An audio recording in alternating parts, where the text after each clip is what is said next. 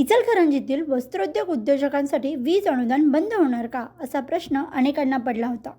मात्र आता या चिंतेतून काहीसा दिलासा मिळाला आहे. कारण राज्य सरकारने ऑनलाईन नोंदणीची मुदत वाढवत उद्योजकांना मोठा दिलासा दिला आहे. आता ही मुदत थेट 14 ऑगस्टपर्यंत वाढवण्यात आली आहे. ही नोंदणी वीज अनुदानाचा लाभ सुरू ठेवण्यासाठी अत्यावश्यक आहे. वेळेत प्रक्रिया पूर्ण न केल्यास वीज अनुदान बंद होण्याची शक्यता असल्याने इचलकरंजीसह राज्यातील अनेक वस्त्रोद्योग उद्योजकांमध्ये चिंता वाढली होती. विशेषतः ऑनलाईन प्रक्रिया, कागदपत्रांची पूर्तता आणि तांत्रिक अडचणींमुळे अनेक युनिट्सना नोंदणी वेळेत पूर्ण करता आली नव्हती. त्यामुळे उद्योग क्षेत्रातून मुदतवाढीची जोरदार मागणी होत होती. इचलकरंजीबरोबरच भिलेवाडी, मालेगाव, सोलापूर आणि छत्रपती संभाजीनगर यांसारख्या वस्त्रोद्योग शहरांमध्येही हा प्रश्न गंभीर बनला होता.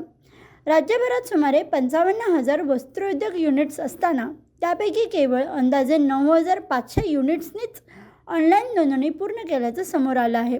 याच पार्श्वभूमीवर सरकारने हा महत्त्वाचा निर्णय घेतल्याचं सांगितलं जात आहे. महाराष्ट्र सरकार वस्त्र उद्योगाच्या वीज बिलावर जवळपास 40% अनुदान देते.